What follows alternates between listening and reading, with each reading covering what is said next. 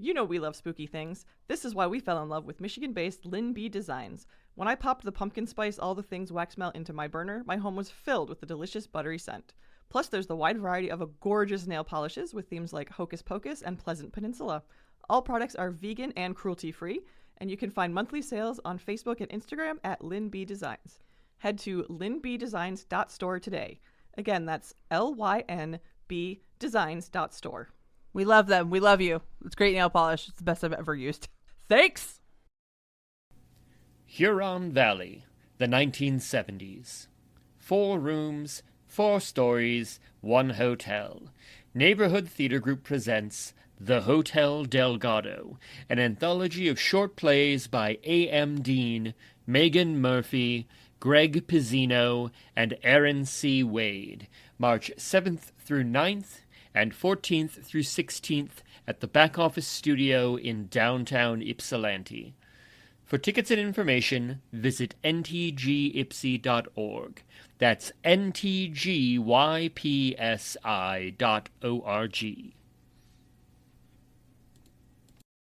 Michiganders can be a superstitious bunch. We find all sorts of reasons to explain the world around us, sometimes pulling from science, sometimes tradition, and sometimes from our imaginations. What happens when we can't readily explain our experiences? And what happens when a ghost story gets out of hand? Do these legends stem entirely from fantasy? Or are people seeing things no one can truly explain? I'm Krista K. Coburn. And I'm Kay Gray. Welcome to Haunted Mitten.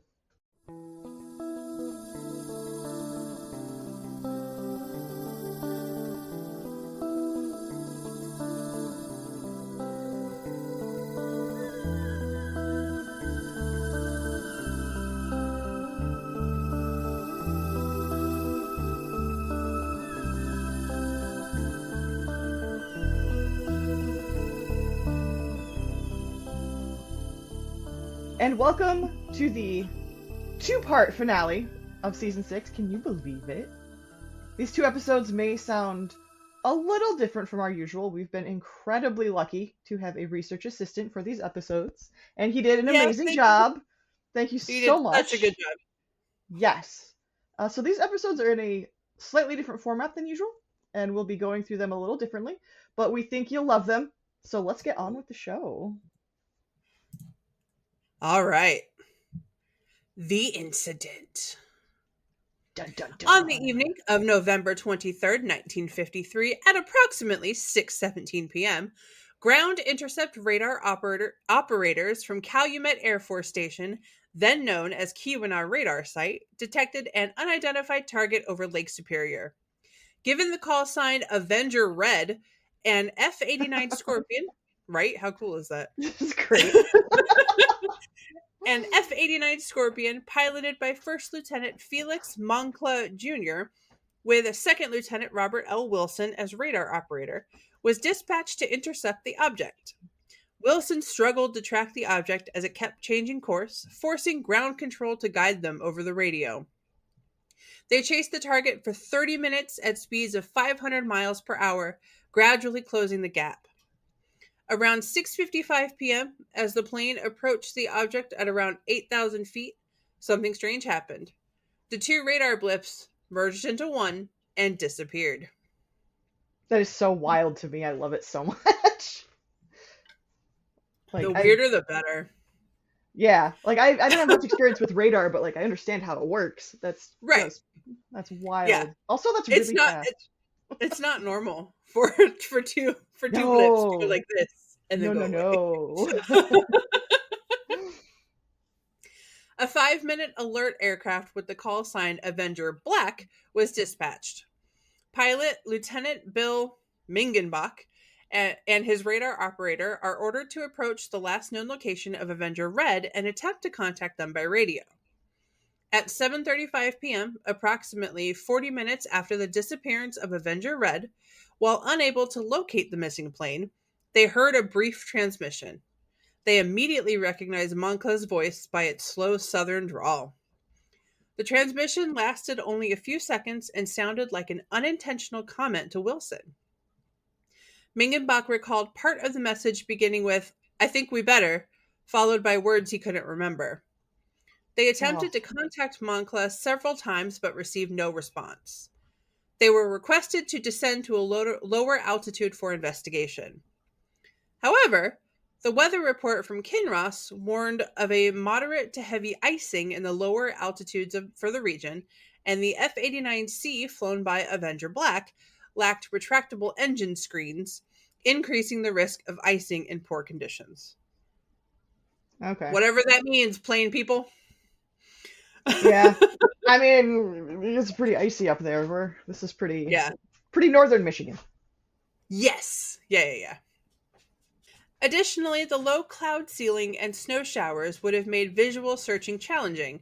As a result, they were instructed to circle the area and wait. That makes sense to me. Yeah. Having been in enough whiteouts and stuff in this state, my God. Yeah, I mean, having had to like circle in planes before, like. Oh yeah, definitely.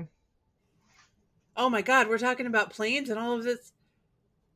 We gotta stop. Oof. Oof. Yeah. We have to stop. Oh man. Doing completely coincidental that we chose this one. Yeah. Oh. I apologize to anyone nervous about planes right now. For those of you listening in the future, we're recording this at the beginning of February 2025. If you don't remember what happened, go check out the news for a couple of days before this. Yeah, oof. I don't like how prescient we are. This has happened a few times. Oh my gosh, yeah. Yeah, specifically this season. Yeah. Oh man. At 7:46 p.m., a second 5-minute alert aircraft with retractable engine screens so it would not ice was dispatched, with Second Lieutenant Nordeck and his radio operator taking the call sign Avenger Purple. Oh my God, these Avengers, this is wonderful. I just like how it was like red, black. Are we going with like the easy colors? Green, blue, no, purple. Purple, baby. They attempted to make radio contact and descended through the clouds to check for icing conditions and locate the aircraft, but had no luck. After failing to contact Avenger Red, Sault Ste. Marie Air Force Station directed Avenger Black and Avenger Purple to return to Kinross Air Force Base. Another attempt to locate the missing aircraft was made that night, but the pilot had to turn back due to snow, low cloud ceilings, and loss of radar and radio contact. Over the next 5 days, the U.S. Air Force, in collaboration with the Royal Canadian Air Force, because this is on the border. Yeah, if people don't know, this is like, there are two Sault Ste. Maries, one in Canada, one in Michigan. Yes. So this is on. This is right on the border. They both conducted an extensive search along the shoreline of the lake. Despite covering 80% of the designated search area, the teams found no trace of the missing aircraft or its crew. Okay, so I am familiar with this case because it's a doozy. Okay. But I didn't realize the weather conditions, I guess. Or the exact weather conditions. Okay. Right.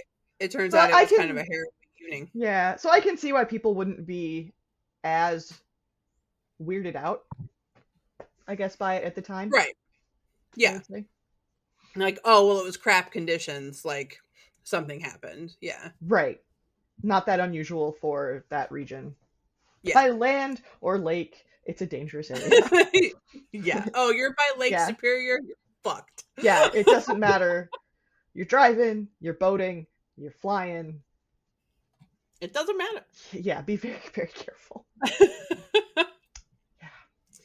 All right, the victims. We're doing this Simon Whistler style with the subheadings for each section. Love it. Felix Eugene Moncla Jr. was born on October 26, 1926, in Mansoura, Louisiana. He grew up in a family with a seamstress mother and a father who was a science teacher and a World War I veteran. In high school, he played the trumpet and excelled in track and field, earning the title of prom king thanks to his popularity with the local girls. Aww. After graduating, He attended Southwest Louisiana Institute in Lafayette on an athletic scholarship where he played football and competed in track and field. So fit guy. All right. Yeah. On March 3rd, 1945, he enlisted in the U.S. Army at C.P. Chaffee near Fort Smith, Arkansas, That's how I would say after it. 2 years at Southern Louisiana Institute. He served as a private during the post-war occupation of Japan.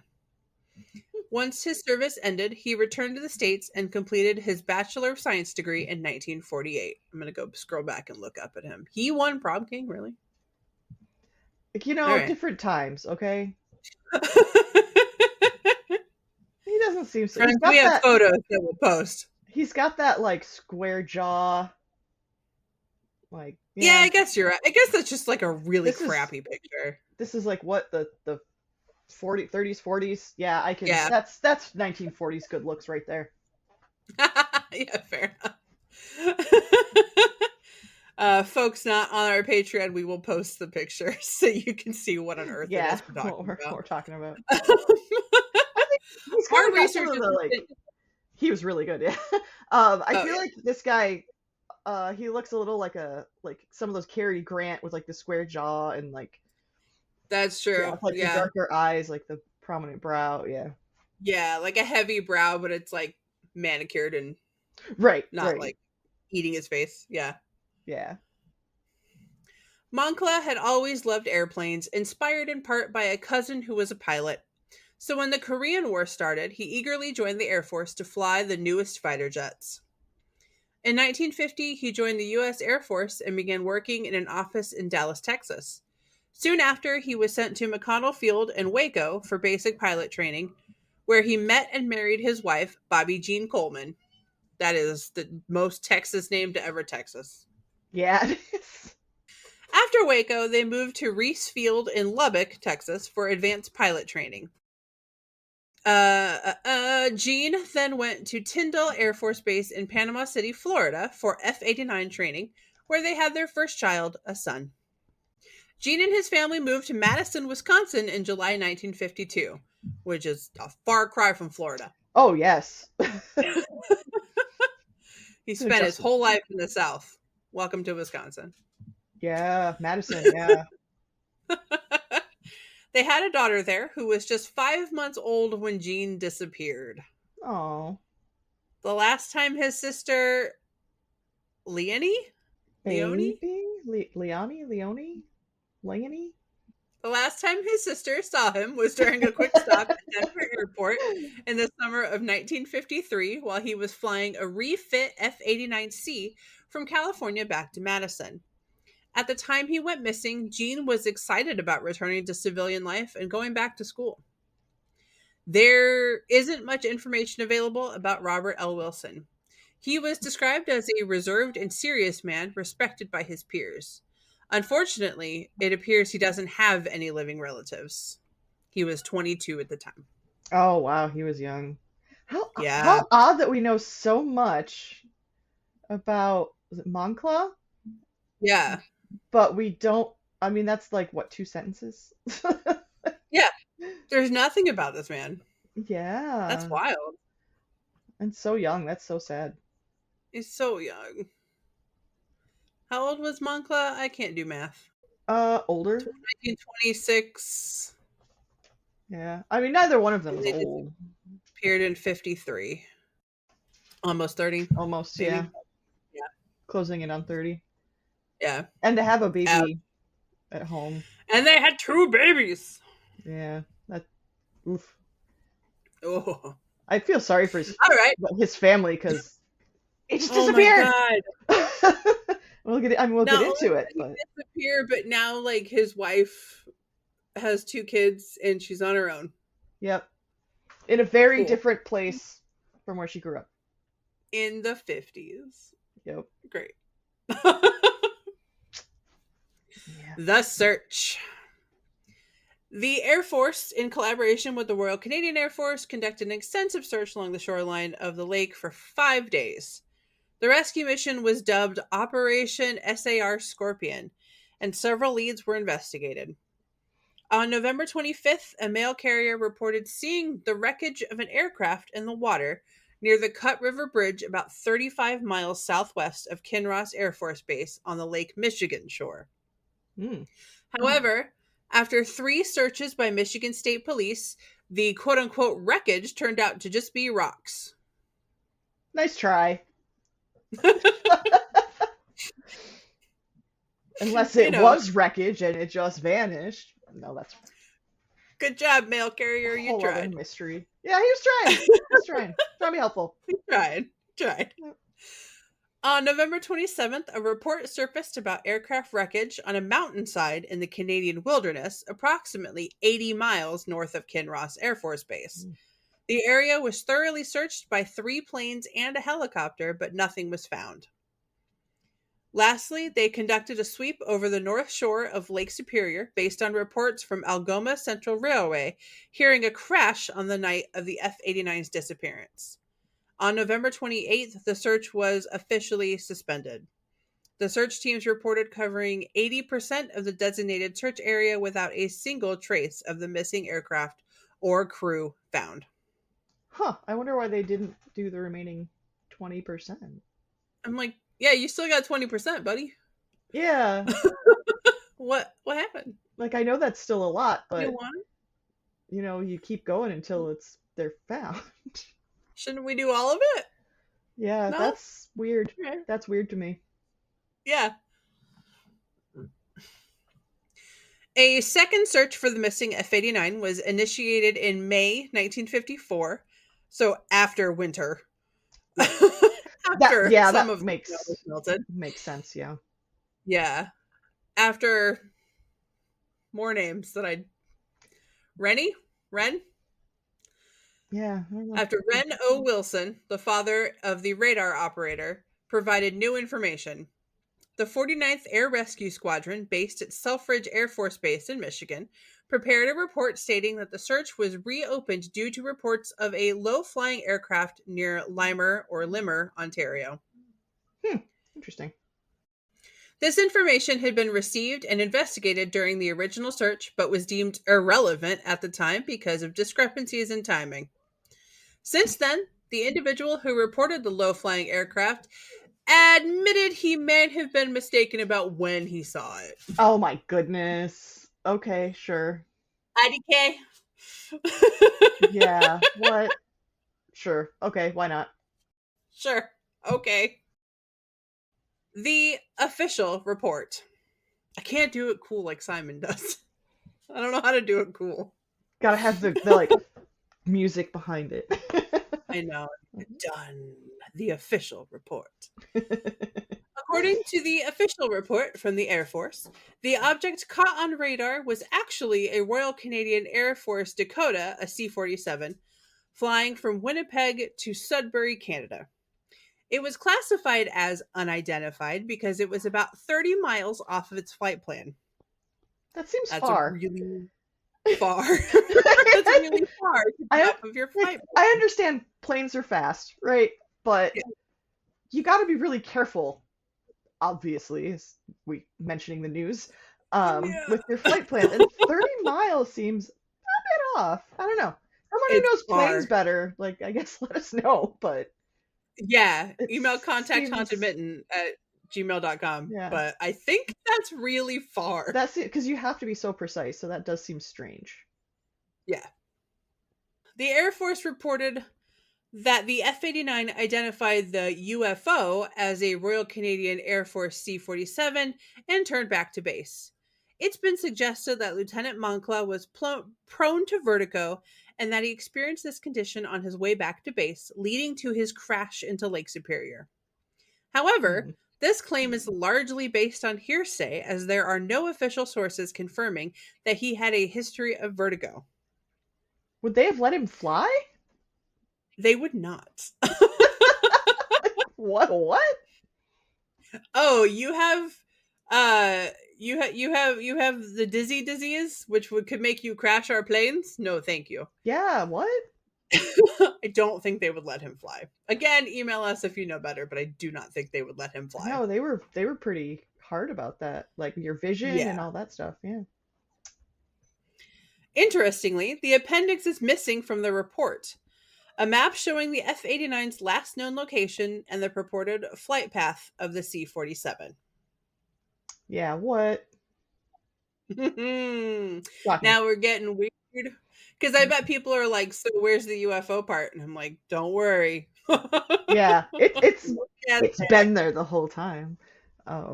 Yeah, this whole situation just it was always weird, but the more details and stuff, it gets a little weirder. oh, yeah. Enter Donald Kehoe. One of the most prominent figures in ufology at the time, Donald Kehoe, co-founder of NICAP and author of the seminal book Flying Saucers Are Real, claimed in his 1955 book, The Flying Saucer Conspiracy, that he received an anonymous call on the night of the F-89 incident from someone allegedly stationed at Selfridge Air Force Base. Hmm. The mysterious source informed him that there was a rumor circulating at the base that the missing aircraft had collided with the flying saucer. In the book, Kehoe frequently misspells Kinross as Kimross. The N becomes an M, which in Michigander accents, It's that's I can sound like I mess that up sometimes. yeah. In his narrative about the F-89 intercepting a flying saucer reflects his significant misunderstanding of 50s radar technology and its limitations. Oh, jeez. I'm not all that surprised, I guess. I'm disappointed. I'm just disappointed.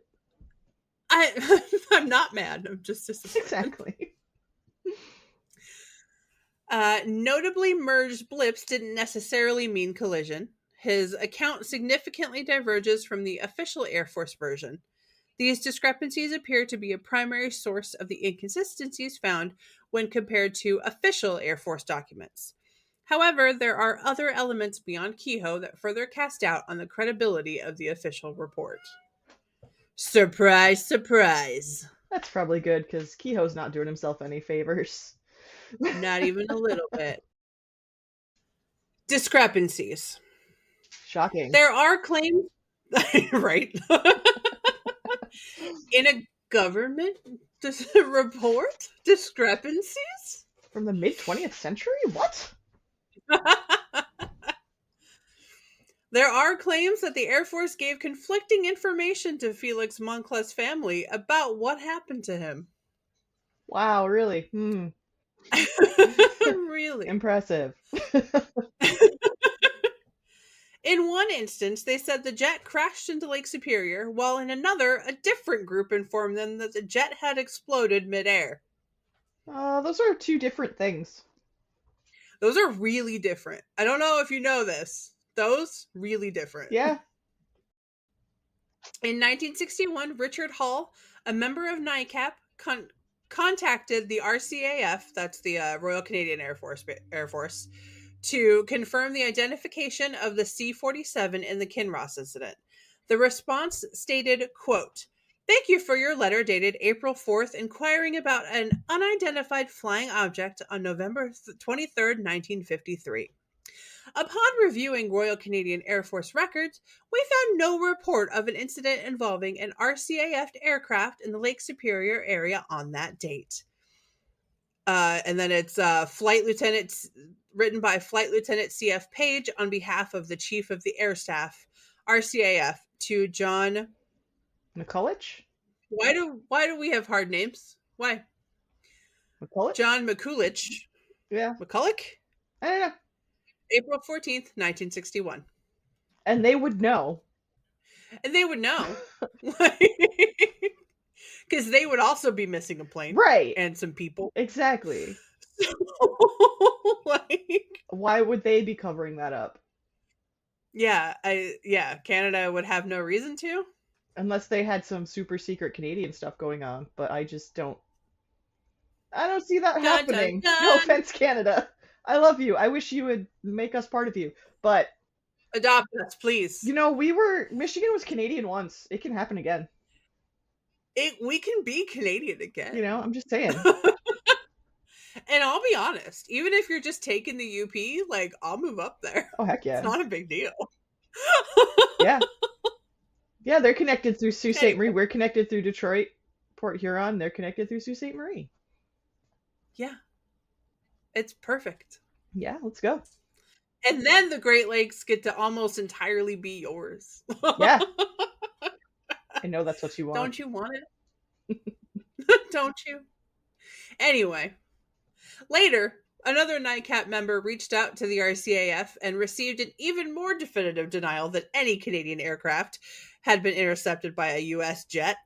The spokesperson noted, quote, "As you indicated, the C-47 was following a flight plan that took it over Canadian territory. This alone would seem to render such an intercept unlikely." Yeah, why End quote. why would a Canadian plane be flying in U.S. airspace? And they would I don't they know. would know. They would know. I mean, for one thing, You have to keep track of that stuff, and you have to keep real good notes. and you would be crossing a very large lake. You'd be on the wrong You'd also know. shoreline. You would know. Yeah. Yeah. Yeah. This is also very insulting to the Canadian Air Force. Just be like, oh, they were off their flight path and collided with our plane. And Canada's like, was excuse Canada. you? Yeah, it was, them Canadians. Yeah, blame Canada, in the words of South Park. Canadian ufologist Gord Heath reached out to Gerald Fosberg, the pilot of the C-47 on that fateful night, Ooh. via email to inquire about the incident. In his response, Fosberg stated, quote, "I was at the time indeed serving with the 412th Squadron at Rockcliffe, doing what I loved best, flying airplanes. At the time, I was a flight lieutenant, married with our first of 3 children on the way. Served 28 years and retired May 1974 as a major. Continued flying corporate jets for another 20 years. Wow, good job. I remember the flight, right? Good for him. Yeah. What a good career. I remember the flight reasonably well and just checked my logbooks to confirm the date. It was a night flight. We were probably at 7,000 or 9,000 feet over a solid cloud deck below and absolutely clear sky above. Somewhere near Sault Ste. Marie and north of Kinross, I think a ground station, can't remember whether it was American or Canadian, asked us if we had seen another aircraft's lights in our area. I do think I recall them saying at that time that the U.S. Air Force had scrambled an interceptor and that they had lost contact with it. We replied that we had not seen anything. A few days later, I received a phone call from somebody at Kinross who was carrying out an investigation on a missing aircraft. I could only tell them that we had seen nothing. That was the last I ever heard of the incident." End quote. So, yeah, clearly didn't crash because this guy's still alive. Yeah, he's fine. Unless, again, major Canadian cover-up. Right, in which they also replaced a dude. Yeah. With another dude Yeah. in this man's life. This is like X-Files level. Canadian X-Files. This is like X-Files level. We are making it like X-Files level. In further conversations with the pilot, it was clear he didn't really know that the F-89 was supposedly trying to intercept his plane. They had recorded the radar return from the F-89 merging with his aircraft right before they lost all contact. Fosberg was pretty adamant that there was no way his plane could have been off course by 30 miles at any time during the flight. He would have noticed. Yeah, he would have noticed. He mentioned that because of the radio navigation system they were using, he would definitely have known if his plane had strayed from its flight path. Yeah, because again, he would have been in foreign territory. Right. And there would have been mentions on the radio back to base all up and down, just like we see with like Bermuda Triangle cases. Mm-hmm. There's usually, before the disappearances of these planes, there's usually like a conversation with air traffic control or base, like, hey, our equipment is going screwy. We're not sure where we are. And there's usually like some kind of communication before the loss Mm-hmm. of said planes. But everything with everybody's instruments seemed totally fine. Yeah. And he would have, when they tried to contact this other, like, alleged plane, they would have been like, "Oh, hey, what? It's us." Like, Oh, hey, yeah. Oh, sorry, our bad. because he was able to communicate, so it's not like he wasn't able to get transmissions. Like, Yeah, yeah, it just seems silly yeah, to blame. Seems easy, but yeah. also very silly to blame Canada. I know. That's the U.S. for you. Yep.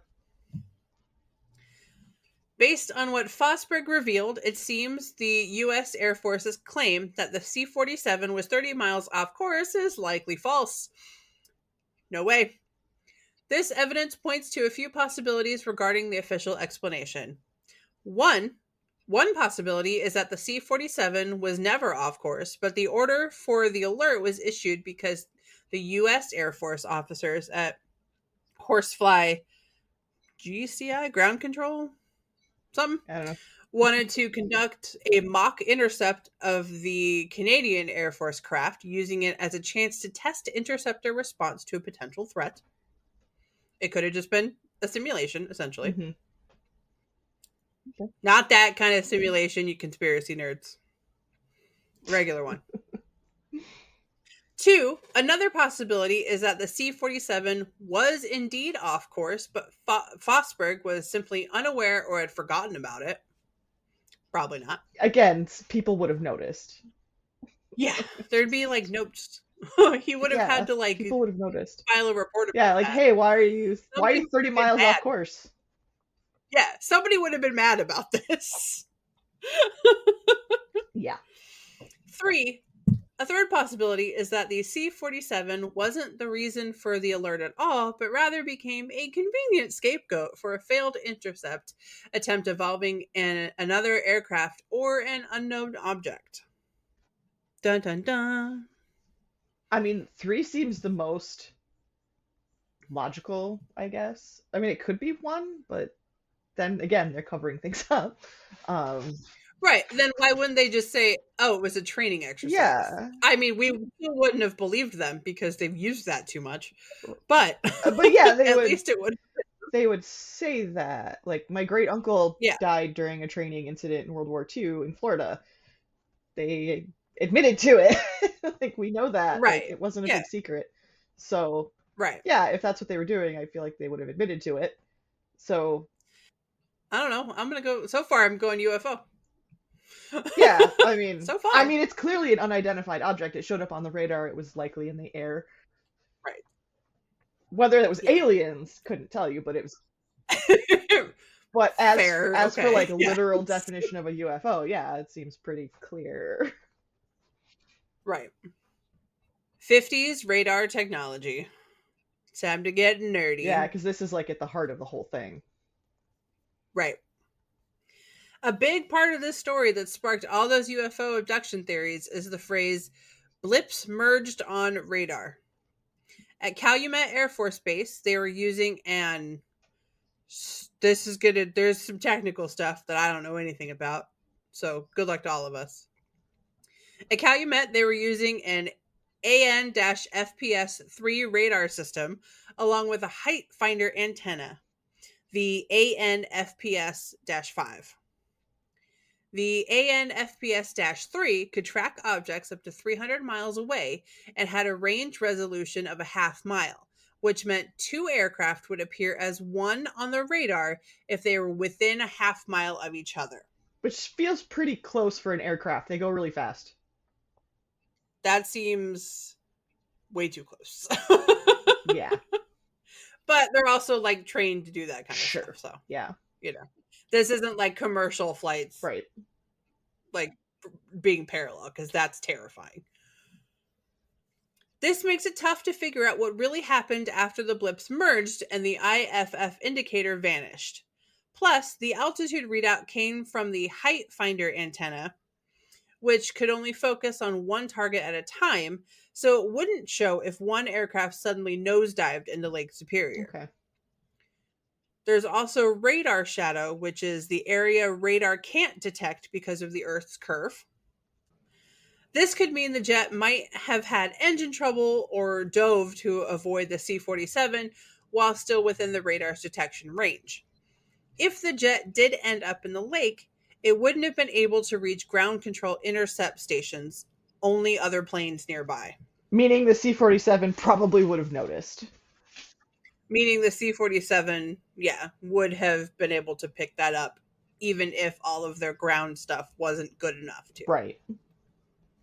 And he said it was he did say there was cloud cover beneath them, but it was a clear night above. Yes. The F-89 Scorpion. It's kind of a bomb-ass looking plane.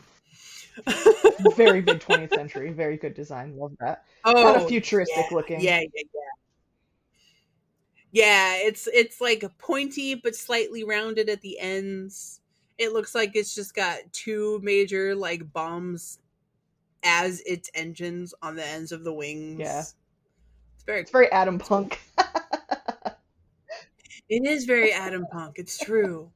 But it's real. But it's real. Atom Punk might be real not that long from now.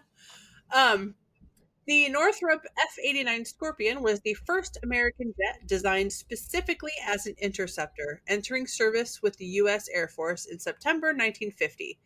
Only 18 F-89As were built before the upgraded F-89B was introduced in June 1951. Both versions had significant engine failure issues, leading to the F-89C, which came out in September 1951, but still faced problems. Wow. Yeah, that feels bad. Oh, that feels like man. Those feel like serious problems. You should keep working on your planes. Jeez. If they have so much can go wrong. Failure. I mean, if something does go wrong, like you are so far away from the ground or the lake. You are, Oof. That sucks. Yeah, I'm not flying for a while. Yeah, we were about ready to agree to fly next year. Now I'm kind of like, maybe we'll drive. Maybe we'll just drive. That's fine. Drive or like take the train, so that can be part of the vacation. We already looked into that. It's 2 days by train. That's a really long time. Just trying to get to New Orleans from Detroit. Jesus, that's a long time. Yeah, it takes 2 days. It takes half that to drive. Yeah. Anyway. The engines were low on the aircraft, which caused them to suck up debris during taxiing and takeoff. Oh, Jesus Christ. I see the problem. Who in R&D didn't look at the design and go, that's a problem. Right? What if shit's on the runway? It looked good on paper. Nope, no one. It was pretty though. Although engine screens were added to prevent this, they often clogged with ice at high altitudes. Those engine screens we talked about. Yes. Retractable screens were later introduced, but by 1952, even bigger issues emerged. Between February and September, 6 F-89 aircraft disintegrated mid-air during maneuvers, primarily due to stability and structural fatigue problems. Wow, disintegrated mid-air. Ooh. Hey, don't fly these. I'm guessing the pilots were mostly okay. Maybe they knew something was happening and they're like, eject. Just fucking eject. Maybe. I feel like if all of these people were dying, we got a whole other problem. I mean, yeah. On September 22nd, 1952, all F-89s were grounded until modifications could be made to fix these issues, particularly a design flaw in the wing structure. Jeez. You know, the thing that makes the plane stay in the air. Even after modifications, the aircraft were limited to 80% of their performance potential and had trouble at lower altitudes, with a maximum speed of 425 knots below 20,000 feet. I don't know how much knots is in like miles per hour or even kilometers per hour, so I don't remember. I'm assuming that's not as fast as you want it to be. I'm guessing, based on context clues. Yeah. But I mean, that's not fast enough. 80% of their performance potential is pretty crappy. Yeah, that's not what you want in a fighter jet. Could be worse, but yeah, not great. Engine power also decreased above 30,000 feet. The structural improvements weren't included in new models until the F-89D, so all F-89Cs needed post-factory modifications. By 1954, the F-89C was considered obsolete and replaced by later models. Probably a good idea. Yeah, seems right. Jeez. Around the same time as the Kinross Incident, there were notable crashes involving the 433rd Fighter Interceptor Squadron at Truax Field. Jeez. I think it's Truax. On August 3rd, an F-89C in Yuma, Arizona had to make an emergency landing due to engine vibrations and ran off the runway, but the pilot was fine. That's good. Then, on November 3rd, an F-89C collided with an F-86D. Both pilots ejected safely, but the radar operator of the F-89C unfortunately died after ejecting. Oh, geez, that sucks. So as you can see, we have lots of issues going on. Yeah, a little bit. I understand this was in like the early days of, still early days of flights and, Right. and figuring these things out, but like, oh. Yes. This was right after World War II when we started to have a little bit more time to figure things out. Yes. But, hey, you've got some issues. Also, as I'm learning from the book I'm reading, they were working on standardizing things. So like standardizing screw sizes and degrees and angles and things. So there was a lot going on at the time. There's a lot going on. Yes. And then, so like you have essentially a faulty plane. You have radar, which is good, but not spectacular, especially at close ranges when things are close together. And you have icy conditions. Yeah. A plane that is especially not good in icy conditions.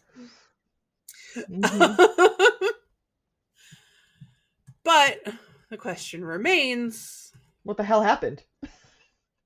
What the hell happened?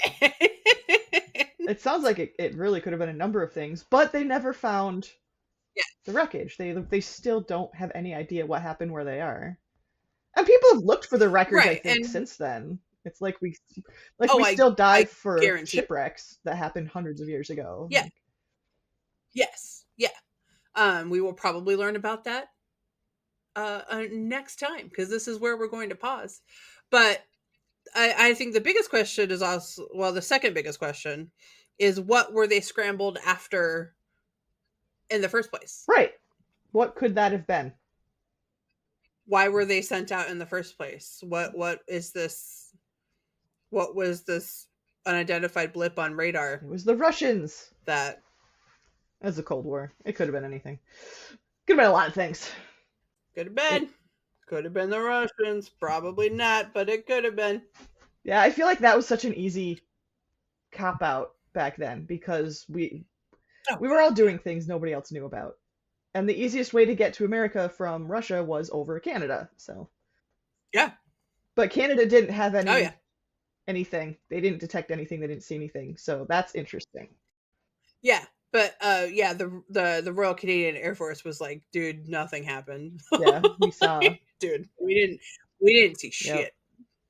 Sorry. But that is where we're going to pause this week. Yeah. Two-parter, woo! I know. They're it's my an favorite. Exciting and ending to the season, I think. Ending on a two-parter. I hope so. I hope you guys like UFO stuff.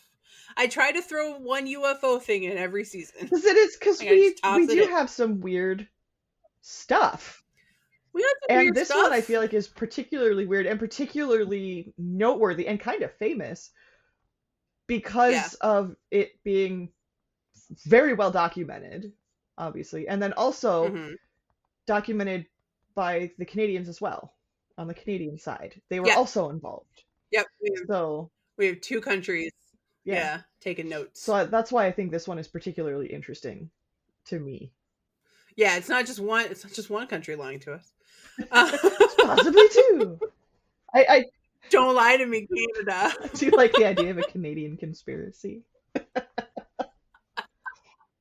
You know what's something I have never looked up or done any research into was Canadian conspiracies. Do they even have any? I will ask our research assistant I'm later. sure they do, and I'm sure they're wonderful. I mean, we did learn that everything is a Lugaroo. That is true. Maybe that is true. Maybe Everything. this was a flying Lugaroo. Oh shit! It was near Canada. Oh my god, guys! It was just a flying werewolf. Figured it out. We don't need a two-parter. We are done. Happy to help. Incredible.